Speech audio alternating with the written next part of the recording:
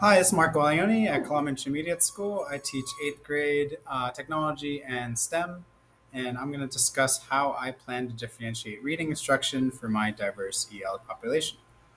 According to the diagnostic data and the demographics we have, most of my ELs are in the WIDA level 3, and what we're focusing on this year is mostly claim, evidence, and reasoning. So, how can they identify the main idea of a reading, summarize in their own words, find evidence to support their claim, and then give their own words and their own reasoning? Something I've been looking at for what that looks like, because I just described it, is claim, evidence, and reasoning. And this is what I'm going to talk about in my case study. Is just I want a better way for all of the teachers to utilize this procedure so that every class, from science to history to English to social studies, they have the same procedure on how to identify the claim, evidence, and reasoning. In terms of helping students get these three things, the claim, the evidence, and the reasoning, it's important to give them supports toward this end result. So I use the UDL design, Universal Design for Learning framework. And the way I learned it, I used the backwards lesson planning and development. So I look at the end result. So this is my end result. This is where I want the students to be. So how do I get students to get here while eliminating all the barriers? So I identified the barriers, especially through my formative assessments, that most of them struggle with content vocabulary. They struggle with reading motivation and stamina. A lot of them aren't used to just reading long passages. And based on those two things, my vocabulary and reading stamina, I pre teach the vocabulary. I give them prior knowledge, anticipate what they're going to be reading. And then finally, most importantly to me, is I chunk up the readings. So instead of giving them like a 3-page article that they have to summarize the claim, evidence, and reasoning, we break this into several sections. And then even the reading separate sections, they do a gallery walk, which looks like this. Sorry, a jigsaw. But gallery walks work as well if they're producing a product. But I like jigsaws, especially for social studies content, science content. So they have an expert group that they go to. They learn about their topic or their chunk of information they're going to recite. And they go back to their home group and they discuss of what they learned through that process. So what information did they get? And then they come back to the home group, and all four of them have a solid background. Alrighty, other supports I help with my students, but I'll just go through the slideshow like it was intended. So I'm talking about how to differentiate reading instruction for my diverse ELs. I was explaining some strategies for differentiating reading instruction for these diverse ELs. Um, we say diverse ELs. Some of these students come from Spanish background, Filipino, Tagalog background, Micronesian, and we have one Japanese student. And again, most to 3 and 4 level WIDA. As I was talking about, the UDL framework, backwards lesson planning, making sure there's supports, eliminating barriers, and especially trying to differentiate. These are the three I really struck home with, where represent how the information is represented, how it's expressed, and the level of or how it's engagement. Um, Moving on. And this is just a clear example. When I went to college, I went through process, product, and presentation.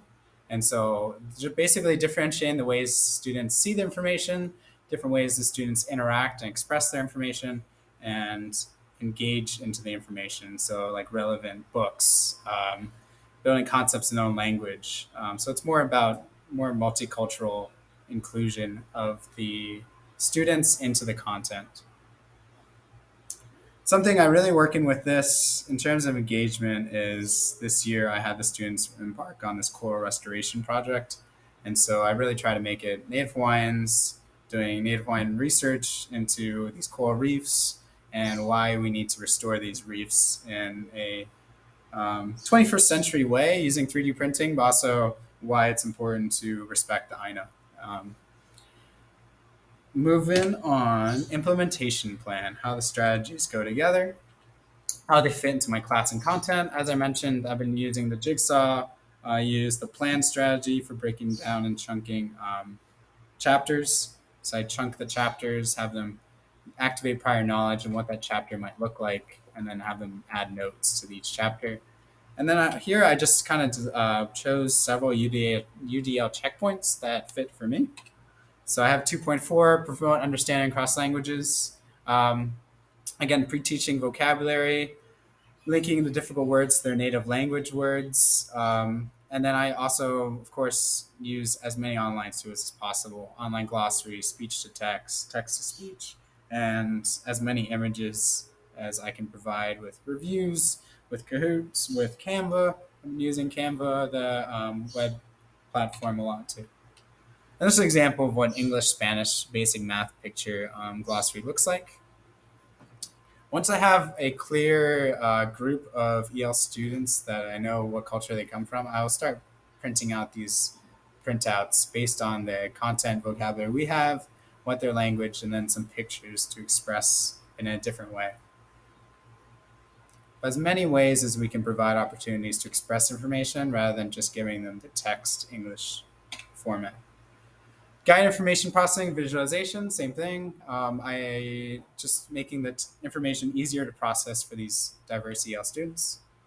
Main idea graphic organizers, gallery walks, just ways to show their product and without just a written essay and submit it, no one sees it. But a gallery walk is producing, say, a image on Canva or produce a drawing that demonstrates what coral restoration looks like to you. And so some students might go through the whole process and explain every scientific step, and then some students might be more artistic with the thing, but explain the process and why we need to replenish coral in just a more engaging and artistic way. So gallery walk lets students show off their product, and other students can move around and see their product. I explained the Jigsaw, and so we're moving on to multiple media ways of communicating. This year, I tried a new mapping software, so I want to show you that real quickly. But I also did a 3D model. Something I want to do next year, because I have background in theater, is readers theater, short skits, role plays, ways to get involved into the content without always just doing a professional level presentation or 3D model or poster. So just some fun skits would be great. I use this information to help me plan this activity on mapping. So we made an ArcGIS map. It's just different ways to differentiate the product and how to present your information. Of course, there's written information, but students who really love visuals and love maps, they can create a map of what the coral regions look like. They can discuss the news report without actually explaining a 2-page essay on the news, but just give me a star where the news happened, give me the article, give me a brief summary, and then show me why it's important that we have this news article because the coral is highlighted here. And then just I went through the whole project with them, just all about coral this year. And then again, 3D designs, different ways to just show their understanding of the information. And then, of course, little drawings as well. So I really like this one. It just shows that they understand it. It's just a different way of expressing their understanding. And it's still pretty scientific. We still have vinyl epoxy gets attached to reefs. I wish there was more key vocabulary, but I like how this is easier to understand, especially for some people. Nice. Differentiating on product. And differentiation is more specifically for my ELs. I have a lot of Native Hawaiian population because we have a Native Hawaiian school. Not that they're all English language students, but some are delineated EL, at least on the WIDA scale. So we had a lot of Native Hawaiian ties-ins. And next year, I really want to hammer home. We're going to have a big Spanish population, so I wanted to bring in those handouts in some way to create a more inclusive environment for the Spanish population. This year I've been really doing a lot of before, during, and after reading strategies, pre-teaching vocabulary, activating prior knowledge, giving them graphic organizers, and then having them reflect and produce something based on the text that they read.